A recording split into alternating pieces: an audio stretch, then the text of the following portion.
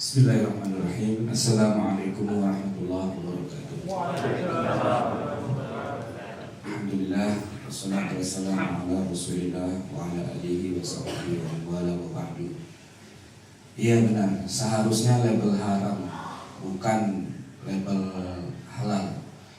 Walaupun mungkin punya makna yang gak jauh berbeda, tapi ternyata kalau kita bicara dari segi fikih dan kaidahnya serta bicara bahasa hukum,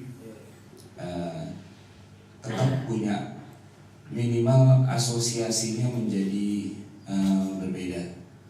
Ketika ada gelas, airnya tidak penuh, cuma separuh, mungkin sama kita katakan gelas itu terisi separuh dengan kita katakan gelas itu kosong separuh. Tapi asosiasi yang bisa diciptakan dari dua pernyataan itu, walaupun menunjukkan makna yang sama, akan menimbulkan, tadi saya katakan, asosiasi yang berbeda. Sudah terisi separuh, berarti ada nilai optimisme, gitu kan? Tapi kalau dikatakan sebaliknya, ternyata masih kurang separuh, berarti ada nilai yang pesimisme di situ. Begitu juga dengan istilah label haram, label halal, ya. Dalam hal ini seharusnya yang dibuat oleh kita, entah itu majelis ulama, apapun nama lembaganya, itu label haram dan bukan label halal. Nah, mungkin muncul pertanyaan, apa bedanya antara keduanya? Ada bedanya dan sangat besar. Yang nomor satu, kalau kita sebut itu label halal, ini asosiasi atau logika terbaliknya dalam istilah fikih itu istilahnya mafhum mukhalafahnya. Berarti yang tidak berlabel halal itu haram, walaupun mungkin tidak dikatakan secara eksplisit. Ya, seperti juga candaannya kiai atau ustadz kalau bilang hai orang-orang yang beriman, yang tidak beriman tidak hai, gitu ya. Begitu juga ini dikatakan label halal. Kalau saya punya sebotol aqua misalnya, di situ ada tulisan halal dari LP POM MUI. Kemudian kita membiasakan anak istri kita, teman-teman kita, coba deh kalau beli itu yang ada label halalnya, gitu. Sebenarnya anjuran itu sudah tepat, cuma ketika menggunakan logika yang seperti ini akan menimbulkan asosiasi yang tadi saya katakan terbalik. Lalu akan muncul sebuah asumsi bahwa kalau nggak ada label halalnya berarti haram, berarti tidak boleh. Keluarlah vonis buat orang-orang yang barangkali kurang memahami bahasa hukum Islam.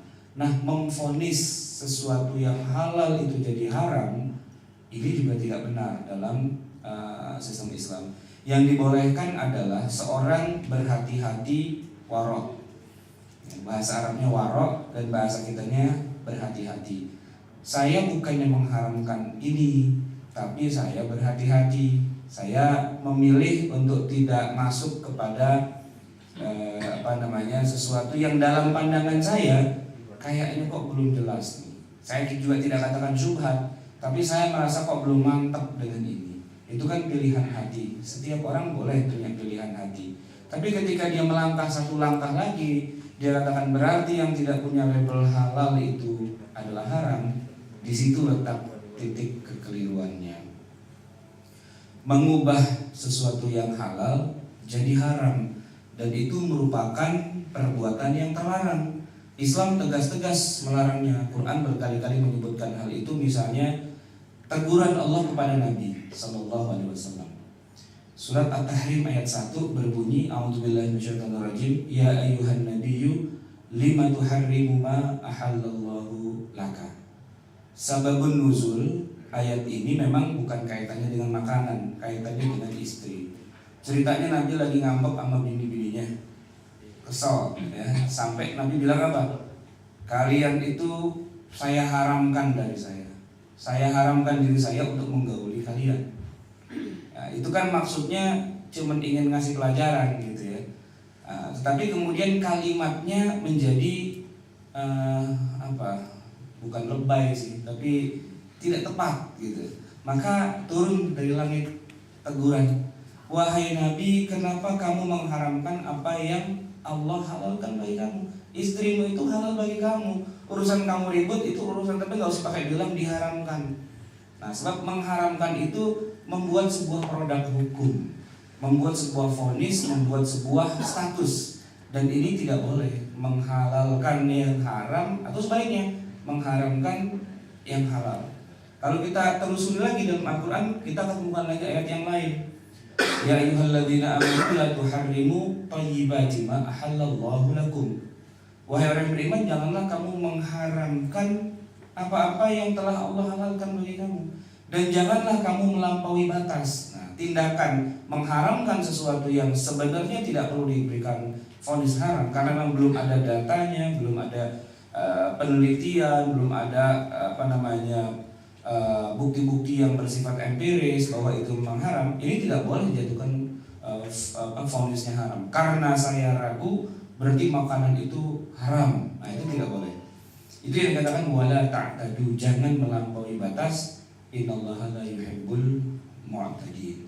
Jadi ketika kemarin saya cerita tentang ini, ada seorang jamaah pengajian nanya, Ustaz, itu kan kita kan lagi musuhan nih sama Israel, sama Yahudi gitu.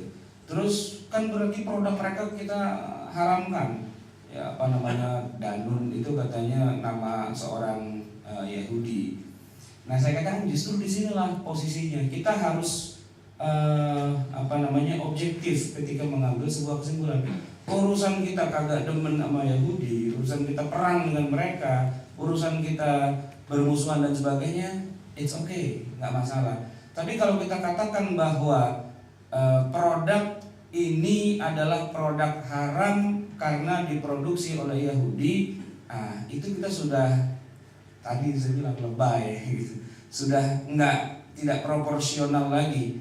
Air aqua itu air yang halal, yang tidak haram. Urusan dia diproduksi oleh Yahudi, lalu kita tidak mau membelinya karena kita sebel sama Yahudi, oke, nggak masalah. Tapi jangan dibilang bahwa air ini air yang haram, haram diminum hukumnya, nggak bisa. Kenapa? Karena hukum Islam itu objektif. Dia tidak bisa mengharamkan sesuatu kalau cuma gara-gara kesal sama pihak tertentu. Wala ta'tadu. Berikutnya, Allah juga pernah istilahnya menjelekkan atau melaknat orang-orang Yahudi sendiri. Di antara sekian banyak dosa-dosa Yahudi itu adalah mengharamkan apa yang dihalalkan Allah. Wa harramu ma razaqahumullah. Itu kejadiannya di masa lalu. Sesungguhnya rugilah orang yang membunuh anak-anak mereka karena kebodohan lagi tidak mengetahui, dan mereka mengharamkan apa yang Allah rezekikan pada mereka. Itu tadinya yang namanya sapi itu halal seluruhnya kecuali cuman mohon maaf kotorannya doang yang nggak boleh dimakan. Tapi Yahudi belagu. Nah, dia bilang kalau buat kami sya'bullahil mukhtar, maka minyaknya haram buat kami, tulangnya haram buat kami, ininya itunya ini haram buat kami. Lalu Allah turunkan yang perintah yang mengharamkan itu semua. Karena mereka sok belagu mengharamkan itu, akhirnya turun ayat yang mengharamkan. Nah, mereka malah nggak bisa melakukan apa yang seharusnya halal. Kullu ta'ami kana halal li bani Israila illa ma harrama Israilu ala nafsi. Semua makanan itu pada dasarnya halal buat Bani Israel, kecuali apa yang Bani Israel haramkan sendiri buat dia. Allah nggak mengharamkan, tapi mereka belagu, sok tahu, sok wah nggak boleh dan sebagainya karena dirinya merasa suci dan seterusnya. Akhirnya Allah turunkan sesuai apa maunya mereka. Begitu diturunkan, nggak bisa ngerjain juga. Nah, itu yang dikatakan sebagai ya'tadu atau berlebihan. Itu alasan yang pertama. Nah, alasan yang kedua, kalau kita taruh labelnya itu label halal, sebenarnya yang halal itu sedikit. Yang sudah ada label halalnya itu sedikit. Padahal yang halal itu banyak. Berarti kalau kita bilang makanlah yang hanya ada label halalnya, nah susah banget. Karena semua yang Allah ciptakan itu sebenarnya defaultnya halal. Ya gimana kalau kita makan tempe, makan oncom, makan bakso, emang ada itu mereknya tempe itu halal? Enggak. Ya, jajanan kita kebanyakan tuh nggak ada label halalnya. Nah kalau kita menggunakan prinsip jangan makan kecuali yang ada label halalnya, jadi susah kita. Karena yang sudah ada label halalnya itu sedikit. Nah, yang tidak berlabel halal lebih banyak dan belum tentu haram. Ya, kita tidak bisa memvonis sesuatu yang tidak ada label halalnya berarti haram kan? Dan itu juga tidak sesuai dengan tasyri', tidak sesuai dengan syariah yang Allah tentukan. Ketika Allah ciptakan Adam di surga, Allah bolehkan Adam makan apa saja. Semua makanan yang di surga silahkan dimakan, kecuali satu, buah-buahan yang ada pada pohon ini. Bahkan jangan itu dekati saja tidak boleh. Wala taqraba hadhihi syajarah. Maka kalau seandainya dibalik, ya, makanlah ini, semua boleh dimakan asalkan ada perintahnya, ya berarti panjang banget peraturannya. Gitu ya. Peraturannya dibikin simple. Semua silakan makan kecuali ini. Nah begitu Adam turun ke muka bumi juga begitu. Syariat-syariat yang Allah turunkan kepada para nabi berikutnya, semua pada dasarnya halal kecuali yang disebutkan keharamannya, entah disebutkan namanya secara eksplisit atau disebutkan kriterianya atau disebutkan penyebabnya, ilatnya kenapa dia jadi haram dan seterusnya, barulah itu haram. Selebihnya adalah sesuatu yang halal. Sebagaimana yang kita baca dalam ayat, huwallazi ja'ala lakumul arda dhalulan famshu fi manakibiha wa kulu min rizqihi wa ilaihin nusyur. Dialah yang telah menciptakan untukmu bumi dhalulan menjadi mudah, famshu fi manakibiha, berjalanlah di muka bumi ini, wa kulu min rizqihi, makan semua rezeki yang Allah berikan itu. Karena pada dasarnya semuanya halal, kecuali nanti yang Allah haramkan. Nah itu kalau kita pasang labelnya label halal, bukannya tidak boleh, tapi jadi ribet, logika fikihnya nggak jalan. Walaupun itu yang pakai MUI, maksudnya MUI agak banyak belajar sedikit lah ilmu mantik dan ilmu kaidah usuliyah, kaidah fikhiyah. Ketika mengharamkan, dia bikin labelnya bukan label halal, tapi harusnya label haram. Teliti makanan tersebut, kalau memang terindikasi, terbukti ya, bahwa ada kriteria haram di dalamnya, kasih label haram, plok, selesai. Maka umat Islam dikatakan kalau yang ada label haramnya jangan dimakan. Nah kalau kita pasang labelnya haram, ini lebih manusiawi, lebih pas secara hukum. Karena yang tidak berlabel haram berarti halal, sesuai dengan tadi yang Allah tentukan. Wa kulu min rizqihi, makanlah semua. Pada dasarnya semua halal dulu, baru dia jadi haram kalau memang masuk dalam kriteria. Hanya yang haram yang tidak boleh dimakan, itu kita sepakat. Hanya yang haram yang tidak boleh dimakan. Nah sekarang kita masuk kepada pertanyaan yang sesungguhnya, yaitu kriteria makanan yang haram. Sebenarnya tema besarnya sih ini, bagaimana kita membedakan mana makanan yang halal, mana yang haram. Bukan pelajari mana yang halal, tapi pelajarilah mana yang haram. Kalau kita tahu mana yang haram, ya sudah, berarti yang di luar dari itu hukumnya halal, kan selesai. Nah ini air putih gini halal nih. Halal. Sini. Gak ada merek dalamnya lagi ya. Baik, kalau kita bicara kriteria makanan ya, yang haram, kita bagi dua dulu makanan itu berdasarkan bahan bakunya, asalnya. Yang pertama, makanan itu kita pilah berdasarkan apakah dia terbuat dari hewan atau bukan ya. Kita ambil dari yang bukan hewan, istilahnya non hewani. Baru yang kedua, kita bicara makanan yang sumbernya memang dari hewan-hewan. Karena hewan-hewan ini punya hukum tersendiri. Karena kan dia asalnya makhluk hidup, punya nyawa, terus dimakan. Nah ternyata ada ketentuan yang lebih spesifik dan unik ketimbang sesuatu yang sifatnya kayak tumbuh-tumbuhan, minuman dan sebagainya. Nah kriterianya sebenarnya tidak terlalu banyak. Cuman nanti apakah satu makanan atau minuman itu masuk dalam kriteria itu, nah itu mungkin yang bisa banyak uraiannya. Tapi kalau kriterianya itu sedikit sebenarnya. Kita bicara yang pertama dulu, yang non hewani. Kriteria pertama, bahwa makanan itu haram kalau dia merupakan benda najis. Ya. Semua yang najis otomatis haram dimakan. Tapi kalau kita balik, nggak berlaku. Semua yang haram belum tentu najis. Paku payung yang karatan itu haram dimakan, tapi belum tentu najis, ya kan? Tang itu haram dimakan. Nggak boleh kita telentang, itu nggak boleh, bisa mati. Tapi tang tidak najis, jadi orang boleh sholat sambil ngantongin tang, gitu. Tapi tidak boleh menelan tang. Jadi yang najis itu sudah pasti haram dimakan, tapi yang haram dimakan belum tentu najis. Kemarin ada jemaah pengajian tanya, Ustaz, kalau saya sholat ngantongin rokok boleh atau enggak? Gitu. Kan rokok haram. Gitu. Ya rokok emang haram, tapi haramnya itu kan bukan najis. Jadi orang kalau habis wudhu pegang rokok nggak batal. Gitu. Yang nggak boleh dia ngerokok. Tapi kalaupun dia ngerokok juga nggak batal juga wudhunya, kecuali lagi puasa, ya kan? Urusan rokok itu haram, dia pakai pendapatnya Majelis Tarjih Muhammadiyah atau MUI, it's okay, itu haram gitu. Tapi dia bukan benda najis. Nah kalau tidak najis, ya nggak masalah.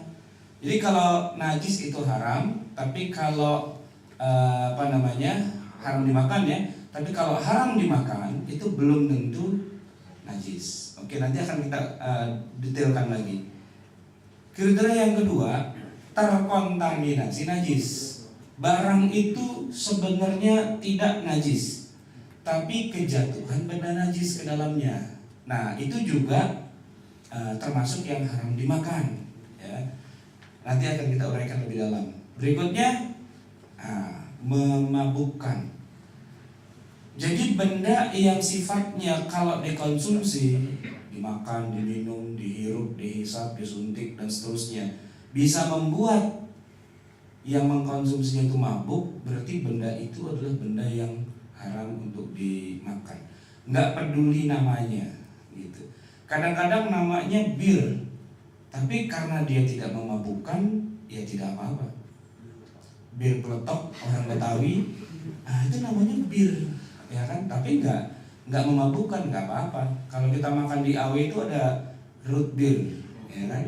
Namanya bir, dan ternyata kalau diteliti ternyata bir itu bukan nama minuman. Bir itu ternyata nama pohon, nama tumbuh-tumbuhan yang mana akarnya itu memang diolah menjadi minuman. Disebutlah bir. Sama dengan orang Betawi bilang nggak boleh orang Islam minum anggur, gitu. Kenapa nggak boleh? Ya karena dulu biasanya emang kalau minuman yang memabukkan itu terbuatnya dari perasan buah anggur yang difermentasi sehingga dia berubah menjadi khamar yang memabukkan. Tapi kalau itu digunakan untuk istilah yang sifatnya umum nggak tepat. Anggur itu enak kok, buah anggur kan biasa-biasa saja. Dalam Al-Quran juga disebutkan. Jadi yang menjadi ilat adalah ketika dia memabukkan. Kalau tidak memabukkan, berarti nggak termasuk dalam kriteria tersebut. Yang keempat, ini merusak diri atau memberi madarat, entah dengan memakannya jadi mati atau jadi sakit, ya, atau jadi rusak tubuh dan seterusnya. Itu termasuk kriteria yang diharamkan. Rokok misalnya, gitu ya. Telentang, itu nggak boleh telentang. Jadi kalau tidur nggak boleh telentang, gitu. Telan paku aja nggak boleh, apalagi telentang. Hak orang lain. Nah, kalau hak orang lain ini keharamannya bukan pada zatnya, ya, bukan pada makanannya, tapi pada bagaimana mendapatkannya. Nah, gitu. Oke, itu sedikit aja, cuma 1, 2, 3, 4, 5 yang non hewani. Sedangkan yang hewani juga nggak banyak. Misalnya ada nama-nama hewan yang disebutkan dalam Al-Quran secara eksplisit haram, ya sudah berarti haram. Ada yang disebutkan dalam hadis eksplisit haram, nggak boleh dimakan, ya sudah berarti ilatnya ya karena dia binatang itu disebutkan dalam Quran. Contohnya adalah babi misalnya. Allah ketika menyebutkan tidak boleh makan daging babi, nggak menyebutkan ilatnya. Ilat itu alasannya kenapa. Maka para ulama sepakat bahwa ilatnya memang ya karena kebabiannya itu. Selama dia babi, maka dia haram. Tapi ketika dia berubah dari babi menjadi benda yang lain, maka itu tidak haram. Enggak, babi mengepet masih babi juga. Tapi kalau sudah berubah wujud, sudah enggak. Emang bisa babi berubah wujud? Bisa. Babi mati dipendam jadi tanah. Nah, di atas tanah itu ada pohon singkong. Ya kan? Singkongnya gede-gede gitu kan, subur.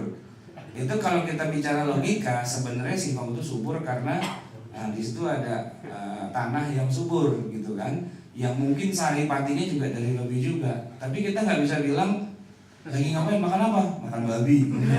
Makan singkong, orang yang dimakan singkong, walaupun nanti unsur-unsurnya mungkin diambil dari babi, tapi kita nggak mengatakan babi yang terbuat singkong yang terbuat dari babi, enggak.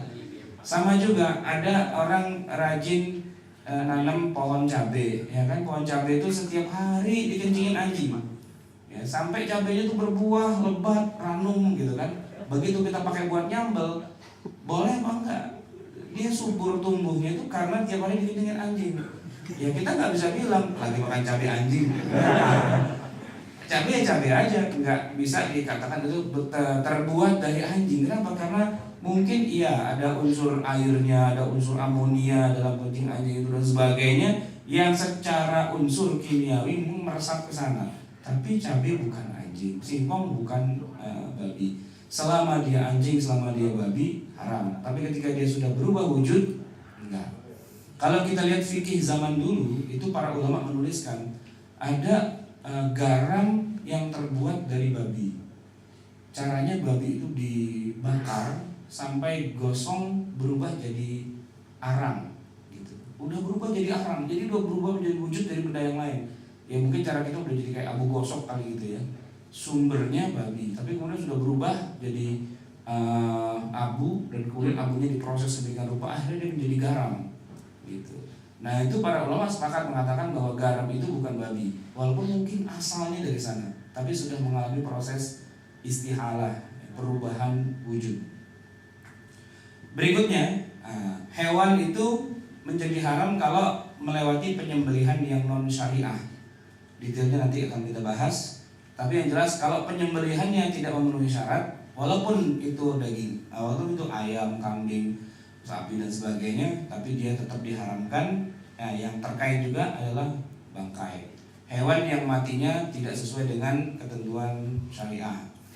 Kemudian yang juga masuk dalam ini adalah hewan yang bercakar atau berkuku atau bertaring, hewan buas, di mana dia mencakar ya atau mengoyak lawannya itu memang untuk memakannya.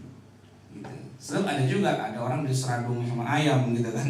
Tapi ayam ketika nyeradung kita karena anaknya kita ganggu, itu judulnya bukan mau makan orang. Nggak ada ayam makan orang, ada orang makan ayam gitu ya.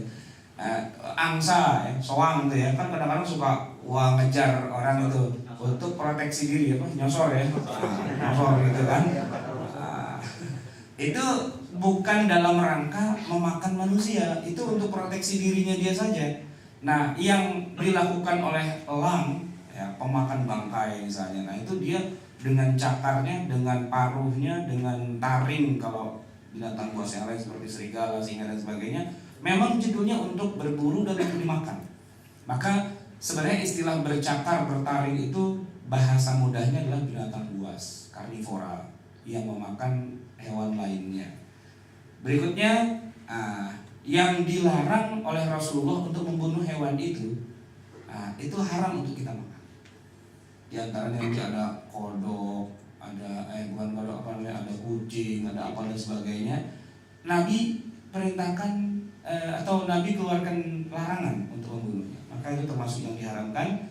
Berikutnya, sebaliknya, yang justru diperintahkan untuk membunuh hewan itu, kalajengking, kemudian anjing yang berwarna hitam, kemudian termasuk kodok di dalamnya. Jadi kodok itu ketika diharamkan oleh fatwa Majelis Ulama atau oleh bahsul masailnya Nahdlatul Ulama, itu bukan karena amfibi, bukan karena hidup di dua alam, tapi karena memang ada ada perintah Rasulullah untuk membunuh kodok kalau ketemu, dan kemudian para ulama mengambil kesimpulan bahwa hewan-hewan yang secara eksplisit disebutkan untuk dibunuh, maka itu adalah hewan yang juga haram untuk dimakan.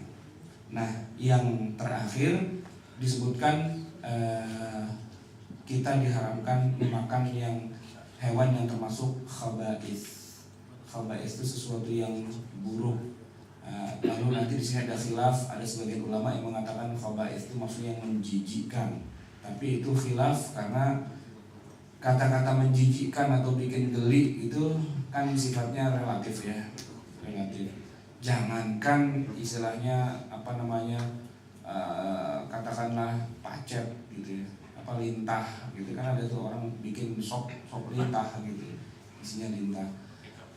Tempe aja, di sini ada pabrik tahu dekat sini, belakang sini nih. Kalau masuk ke dalam pabrik tahu, melihat bagaimana tahu itu lagi dibikin, insya Allah 2 hari kagak doyan makan tahu, karena semuanya masuk di situ, ya kan? Orangnya nyebur di situ, guling-guling, injak-injak kedelainya itu, kadang-kadang kukunya ketinggalan, kadang-kadang tensoplastnya ketinggalan, gitu kan? Ada giginya di situ, macam-macam, ada rambut, ada apa segala macam gitu. Kalau nonton bagaimana cara bikin tahu atau tempe, insya Allah 2 hari kagak doyan makan. Tapi besok-besoknya kalau udah lupa, ada tempe goreng ya sikat lagi gitu. Nah, masalah jijik, geli dan sebagainya ini sebagian ulama mengambilnya dari kata-kata khaba'ith. Tapi sebenarnya yang lebih muttafaq itu bukan masalah geli atau jijiknya. Baik, ini adalah kriteria secara umum. Nah, detail-detailnya mungkin para ulama ada yang sepakat, ada yang tidak. Apakah hewan ini najis, apa tidak? Nah, itu kadang-kadang ada yang sepakat, ada yang tidak. Ya, contohnya nih, kalau saya bilang najis ya, darah, para ulama sepakat darah itu najis, gitu. Tapi kalau darah yang sedikit gimana? Ada yang mengatakan itu al-ma'fu anhu. Kadang-kadang kita kalau lagi makan ayam, ya fried chicken itu begitu dibuka, ya masih ada merah-merahnya, gitu kan? Nah, para ulama mengatakan yang sedikit itu ma'fu anhu, dimaafkan. Tapi ada juga yang strike, oh nggak boleh, kalau masih ada darah berarti tetap nggak boleh. Nah, itu nanti khilaf antara para ulama. Nanah, muntah, mazi, wadi, kotoran, kencing dan seterusnya. Nah, ini 2 yang terakhir ini yang sering jadi bahan pertanyaan. Ustaz, gimana berobat disuruh minum air kencing gitu ya kan? Begini, hukum air kencing hewan ya, dan kotoran hewan memang jumhurul ulama sepakat itu najis, karena kriteria mereka adalah segala yang keluar dari perut lewat kemaluan depan atau belakang dari hewan-hewan itu benda najis, termasuk manusia juga ya, keluar dari perutnya manusia lewat kemaluan depan belakang itu benda najis, baik itu bendanya cair ataupun padat ataupun benda gas, itu najis. Ya najis. Ya, kentut itu najis juga tuh.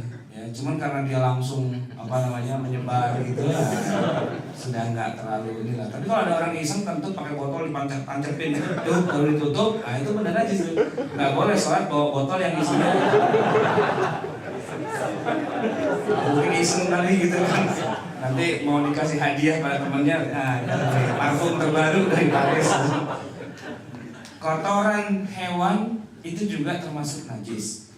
Seluruh ulama sepakat kecuali ada satu mazhab, yaitu mazhab Ahmad bin Hanbal atau Hambali, yang sekarang ini banyak dianut oleh warga Saudi Arabia dan sekitarnya. Mereka mengatakan bahwa enggak, kalau hewan itu dagingnya halal dimakan, maka kotorannya tidak najis. Ayam halal dimakan dagingnya, kotorannya enggak najis. Kambing halal dimakan dagingnya, kotorannya bukan najis. Sapi halal dimakan dagingnya, kotorannya nggak najis. Jadi dia sholat belepotan tai kebo itu nggak masalah, karena dalam mazhab itu seperti itu, bukan najis gitu kan. Kalau kita sih walaupun nggak ngaku Syafi'i gitu ya, tapi realitasnya sih tetap aja, kalau jangankan ada kotoran ayam ya, baju lecak dikit aja kotor dikit, ntar aja di rumah ragu-ragu nih najis apa enggak gitu kan. Kita biasanya dalam hal najis biasanya kita agak strike bangsa Indonesia, karena secara umum fikihnya agak cenderung dominan Syafi'inya. Nah, itu contohnya. Tapi ala kulli hal, kita semua sepakat, seluruh ulama sepakat, kalau benda itu najis maka haram untuk dimakan, dikonsumsi. Bagaimana dengan pengobatan? Ya kalau pengobatan sih ada hadisnya. Allah Subhanahu wa taala tidak menurunkan penyakit kecuali beserta obatnya, dan Allah tidak menurunkan obat kecuali dari yang halal. Tapi ini darurat nih, udah nggak bisa lagi, cuma ada obatnya cuma tai kambing doang nih. Udah puluhan ton gitu. Kata orang sih kalau makan tai kambing barang 5 biji langsung hilang gatal dia. Ya ada yang bilang begitu misalnya ya. Terus ada yang mengambil jalan darurat. Ini kan darurat. Ya kayak orang di tengah padang pasir gitu kan, kalau darurat nggak ada yang bisa dimakan, ada bangkai ular gitu misalnya. Ya udah dimakan lah, nggak sempat dimasak, dimakan mentah-mentah, yang penting bisa bisa menyambung hidup gitu. Ada babi mungkin gitu, babi yang paling haram, babi hamil gitu kan, paling haram. Sudah babi mengandung babi pula. Babi yang paling haram. Kalau darurat gimana gitu untuk menyambung hidup? Lalu bilang boleh kalau darurat. Nah begitu juga yang masalah pengobatan. Kalau memang sudah sangat darurat nih, kalau tai kambing 5 biji ini nggak segera ditelan bisa meninggal gitu. Nah itu mungkin bisa jadi boleh gitu. Tapi secara umum sebenarnya pengobatan itu tadi ada hadis yang sahih bahwa Allah tidak menurunkan suatu penyakit kecuali beserta obatnya, dan Allah tidak memberikan obat kecuali dari yang halal. Itu yang pertama ya, tentang kriteria haramnya makanan. Yang kedua, benda najis. Ya bendanya tidak najis, tapi dia terkontaminasi atau terkena najis. Saya katakan benda itu suci, tapi dia terkena najis. Misalnya benda padat, itu di zaman Rasulullah pernah ada kejadian yang para sahabat bertanya. Jadi gini, di tempat makanan, gidir, kalau orang Arab bilangnya gidir, atau kuali atau panci besar gitu ya. Di situ disimpan makanan, tiba-tiba ada tikus mati masuk ke situ. Nah, lalu mereka bertanya, ya Rasulullah, apakah semuanya jadi najis? Rasulullah tanya, makanannya apa? Maksudnya kuah atau sesuatu yang sifatnya padat? Mereka bilang, ini minyak samin ya Rasulullah. Minyak samin yang beku, yang dingin kan dia. Nah, dia beku. Ada tikus mati di situ bangkai. Kata Rasulullah, tikus dibuang. Kemudian yang kira-kira terkena itu juga dikerok gitu ya, dibuang. Sisanya silakan dipergunakan. Karena dia benda padat, dia tidak bercampur kecuali yang memang tersentuh saja. Itu kalau benda padat. Sedangkan kalau benda cair, maka dilihat apakah benda cairnya itu banyak atau sedikit. Nah, kalau sedikit, ya walaupun tidak berubah warna, bau dan rasa, sementara najisnya ada, dianggap semuanya jadi najis. Tapi kalau benda cairnya banyak, maka yang terkontaminasi saja itu yang tidak boleh dimakan atau diminum. Tapi selebihnya yang tidak terkontaminasi nggak masalah gitu. Air di laut misalnya itu kan banyak sekali. Kalau kejatuhan ada bangkai ayam atau bangkai anjing gitu. Nah itu yang terkena wilayah itu saja. Dengan melihat 3 indikator, warna, rasa, dan aroma. Kalau warna berubah, rasa berubah, aroma berubah di sekitar itu, nah itu najis. Tapi yang agak jauh-jauh sana enggak gitu. Karena jumlah air laut pun banyak dan najisnya sedikit. Termasuk juga air sungai. Air sungai apalagi dia kan mengalir. Tapi kalau jumlah air sungainya sejumlah najisnya ya repot juga. Itu kayak Kali Ciliwung, itu najisnya kebanyakan gitu. Banyakan najisnya sama airnya gitu kan. Nah itu juga enggak boleh juga, termasuk yang najis juga dan tidak boleh diminum. Nah tadi benda gas ya, benda gas itu ya tadi itu kalau orang iseng. Berikutnya, nah ini memabukkan. Semua makanan atau minuman yang dikonsumsi, entah cara ditelan, dihirup, ya, diminum, disuntikkan, atau ditempelkan dan sebagainya, kalau dia memabukkan maka itu adalah khamar. Maka kata Umar bin Khattab, semua yang memabukkan itu khamar. Kemudian makanan dan minuman dengan predikat khamar yang sudah dikatakan oh ini khamar, ya berarti dia haram, dan sedikit atau banyaknya pun haram juga. Nah dengan alkohol ini ada bedanya.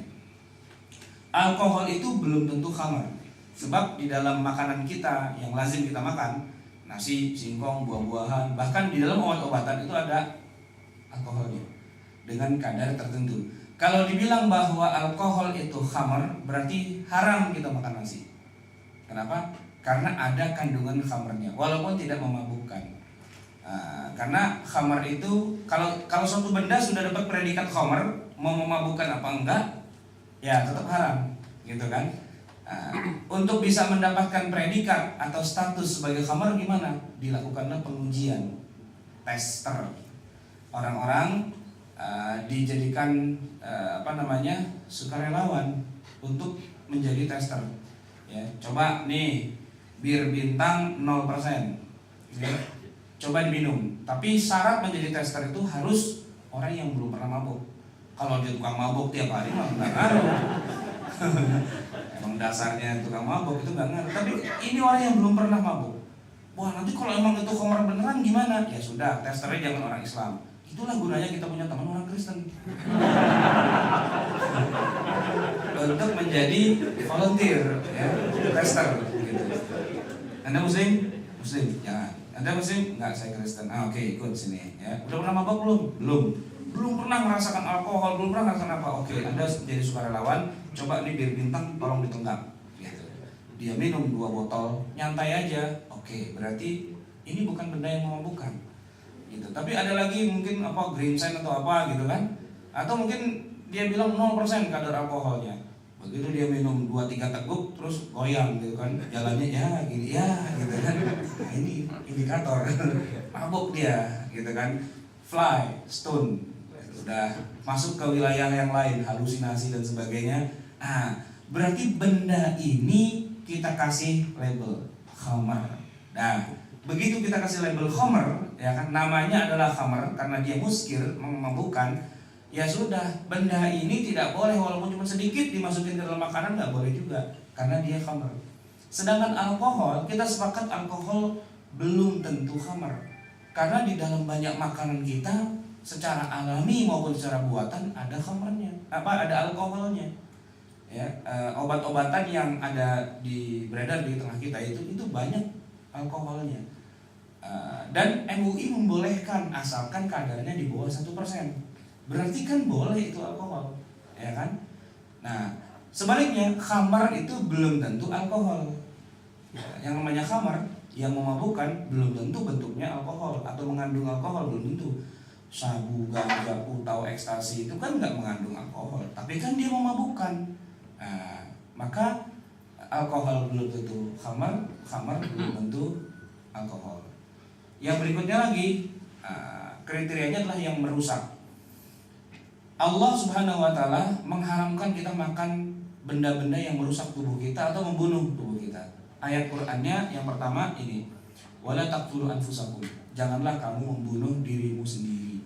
Makan racun tikus haram, ya. Makan batu baterai yang hitam-hitamnya itu haram.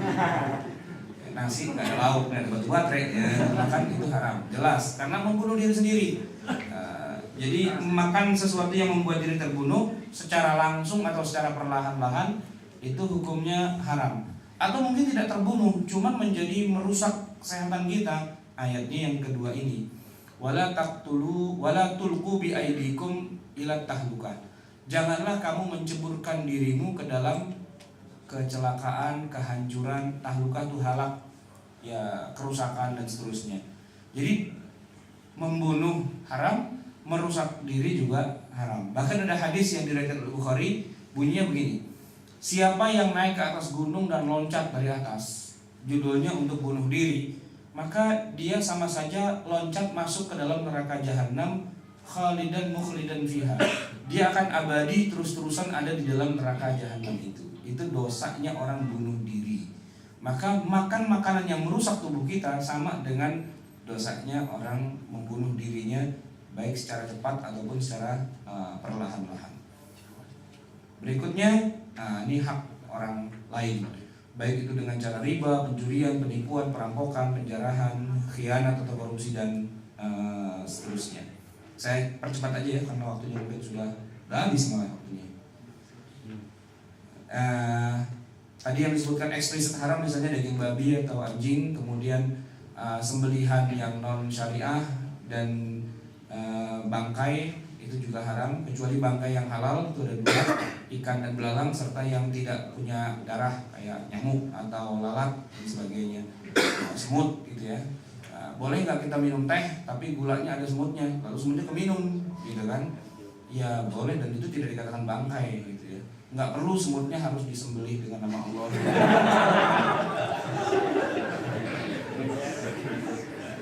Oke, sampai di sini. Mungkin ada pertanyaan satu dua, silakan sebelum kita akhiri.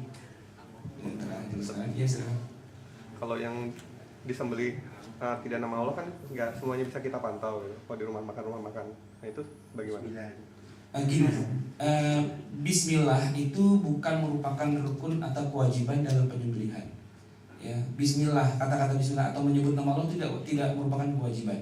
Yang menjadi kewajiban itu adalah pertama, yang nyembelih harus seorang Muslim atau ahli kitab. Ahli kitab itu bisa Yahudi, bisa Nasrani. Wa ta'amul ladzina utul kitaba halal lakum. Jadi walaupun seorang Muslim, kalau dia tidak membaca basmalah tidak masalah. Yang penting dia Muslim. Begitu juga orang Kristen atau orang Yahudi yang kita sebut sebagai ahli kitab, itu nggak masalah. Jadi kalau kita makan daging impor dari Australia, dari negeri-negeri yang notabene mayoritasnya adalah Kristen, nggak masalah. Tapi kalau daging impor misalnya dari India atau dari Jepang, impor daging sapi dari India mungkin nggak ada kali ya. Nggak ada ya. Atau makan di daerah yang komunitasnya bukan Muslim, bukan Kristen, bukan Yahudi, tapi ahli kita Hindu misalnya, di Bali misalnya. Nah itu kita harus agak lebih hati-hati. Tapi kalau dari negeri yang Muslim atau negeri yang Kristen dan sebagainya, nggak ada masalah.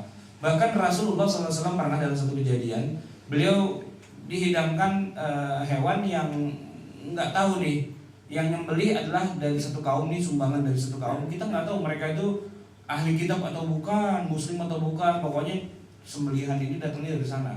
Lalu para sahabat bertanya, ya Rasulullah, ini bagaimana urusannya? Maka Rasulullah menjawab dengan jalan keluar yang sangat sederhana. Samillaha antum wa kulu.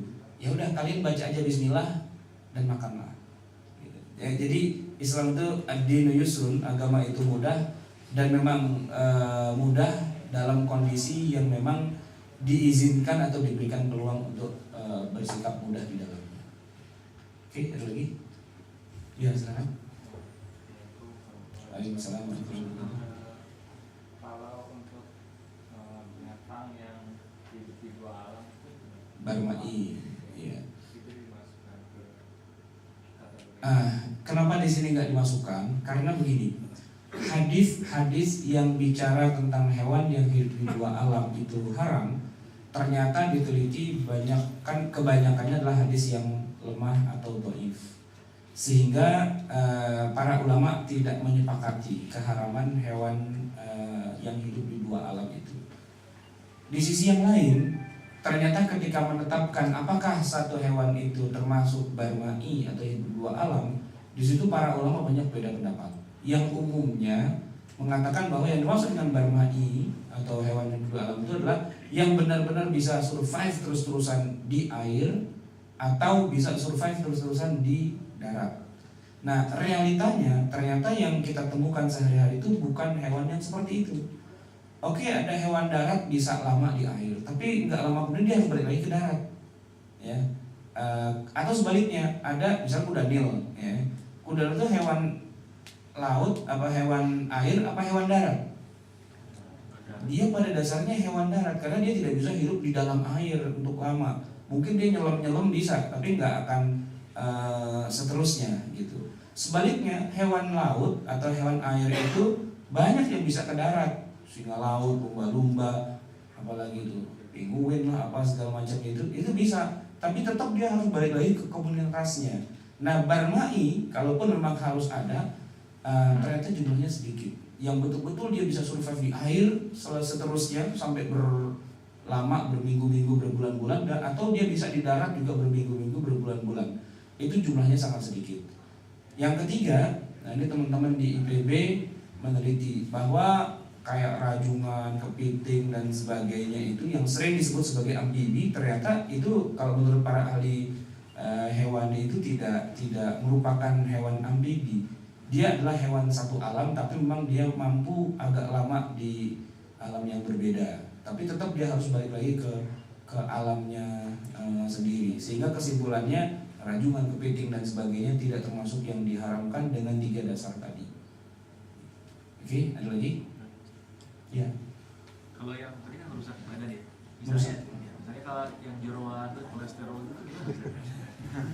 Tidak semua jeroan dan kolesterol itu merusak badan. Misalnya begini, ketika ada orang bisa membuat penawarnya, gitu ya. Kayak orang Arab itu kan biasa makan kambing. Ya kalau kita mungkin makan kambing sebentar udah pusing, gitu ya. Karena teknik makan kambingnya agak beda. Orang Arab itu biasa makan khuruf, ya kambing muda itu seekor berempat, masing-masing pegang 1 paha. Gitu. Kalau untuk ikut maulidannya orang Betawi, Habib itu ya 1 nampan itu 1 paha. Ya, 1 nampan 1 paha, berarti 1 nampan 1 paha berempat. Ya, berempat. Ukurannya 1 nampan berempat. Ini yang biasa maulid, yang nggak biasa sih nggak tahu. Nah, tapi kenapa kok mereka sehat-sehat saja dan nggak masalah? Ini katanya selain karena alamnya, juga karena cara makannya. Jadi yang namanya asinan acar dan sebagainya itu nggak kayak kita. Kita kan kalau makan sate nggak makan acarnya.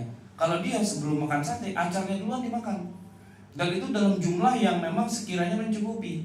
Saya sering ngajak tamu dari Saudi ya, ustadz-ustadz kita itu kalau makan kambing emang ngamuk itu 1 paha bisa sendirian emang. Tapi bawang bombay 3 biji digarap sendirian itu. Jadi dia makan dulu itu semua antinya gitu ya, dan kemudian seperti itu. Orang-orang Pakistan, India dan sebagainya kan makannya semua lemak. Tapi yang namanya makan bawang bombay, wah itu udah kayak kita makan kacang goreng terus dia nggak berhenti makan, sehingga ada terjadi keseimbangan. Maka kita tidak bisa mengatakan daging kambing itu haram karena merusak tubuh. Bahwa haramnya karena kita nggak tahu teknik memakannya. Sama dengan orang Arab, kita kasih sambal, mungkin boleh jadi buat dia haram. Kenapa? Sambal itu buat dia wah ini makanan sangat membahayakan ini. Padahal kalau kita semakin kita cocolin sambal makin enak gitu kan. Tapi buat dia itu berbahaya. Dan tidak ada kata pedas dalam bahasa Arab. Dalam bahasa Arab itu nggak ada kata pedas. Saya dari dulu nyari pedas itu bahasa Arabnya apa sih? Nggak ada, karena nggak dikenal di sana, gitu. Mereka cuma bilang har itu kan artinya panas, gitu.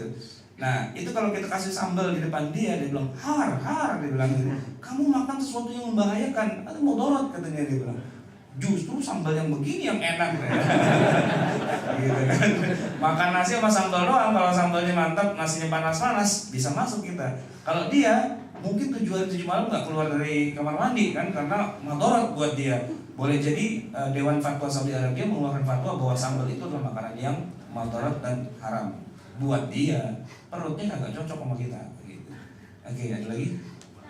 Iya silakan.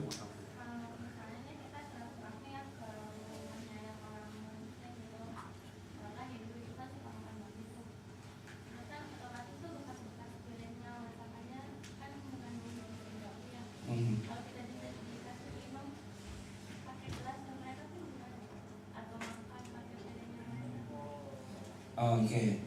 Orang kafirnya ini sudah pasti ya makan babi setiap hari ya? Enggak. Artinya kita yakin nih ya, dia pasti makan babi. Oke. Oh, di rumahnya ada babi juga.